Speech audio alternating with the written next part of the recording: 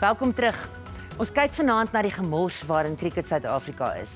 Ons het verlede week met Stuart Hess, 'n krieketskrywer van die Independent Media-groep, en Andrew Breetzke, uitvoerende hoof van die Suid-Afrikaanse krieketspelersvereniging, gesels om te hoor wat hulle dink. For cricket in South Africa to be successful, we need a very strong Proteas team at the top. We need to be competing with the best in the world. Because if you're competing with the best in the world, it means you sit at the main table with India, Australia, and England. To be the best in the world for Proteas, we have to have a strong pipeline, which is a strong franchise domestic competition structure. And within that, we have to have a strong transformation pipeline.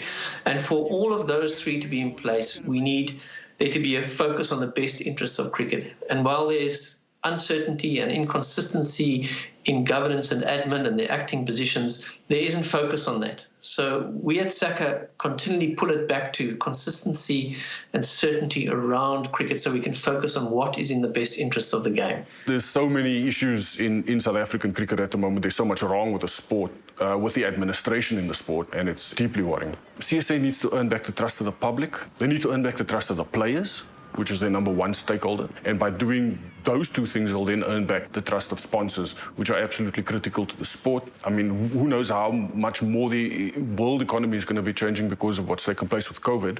But, earning back trust is critical. Nobody trusts Krieket South Africa at the moment. And why would you? If you're a player, you don't. If you're a sponsor, you don't. The public definitely don't. And that's what you need to work towards. Governance structure needs to change. Until that happens, I think there are going to be problems at Krieket South Africa. The people that were responsible for that poor management, too many of them are still there. They are demanding that they be responsible for restructuring the administration. But clearly, you've acted poorly for over a year, and now in the last 2 months that you've been under the microscope, you want to go, oh, no.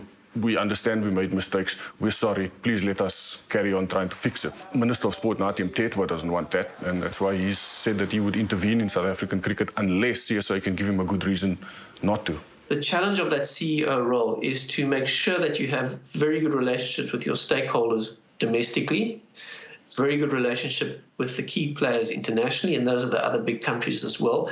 And that's a difficult balancing act. So I think there's a lot of work. I think it's a very challenging position. And I for one, wouldn't wish it upon my worst enemy, maybe, because I do think it's got many challenges.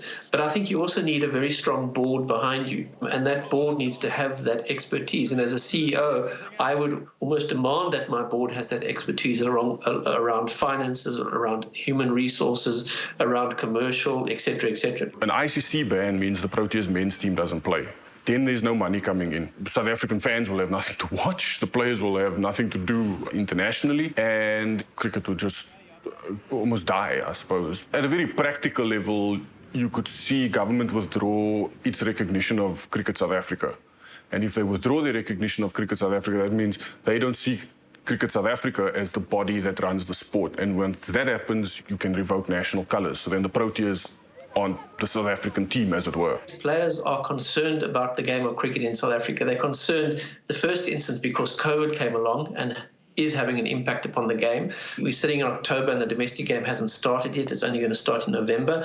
So that concerns players. The financial stability of cricket internationally concerns players. And you must always remember, as a professional cricketer, that individual, male or female, wants to play the game. They don't want to get involved and be embroiled in all these other issues that impact the game. They want to focus on the game. It is critical that the Proteas men's team gets on the field because of the financial implications. You can't make an assessment of what's going to happen from a results side, but that almost isn't as important as just getting them on the field playing. So if our Proteas team are not playing, then Krieket South Africa loses broadcast revenue, and that is significant money that funds the entire cricket system. So it would have a devastating impact upon cricket in South Africa. Getting international cricket on South African shores this summer is critical for our game. I'm not optimistic because, the current leadership of CSA gives you no reason to be self-serving. I think they're boardroom bullies. I think they're silent when put under any kind of pressure. So if you compare it to a player, right? If you put under pressure, that's when you expect it to show your best. When administrators have been put under pressure, and we've seen it in the instances at the portfolio committee hearings, when they get put under pressure, then they go silent. Can't have that. So I'm not optimistic if this leadership stays in place. It's not a good thing for government to get involved in the sport. It is the primary responsibility of the sport to solve its problems on its own. Na die advertensies gesels ek weer met Gert van der Westhuizen en Tinus van Staden.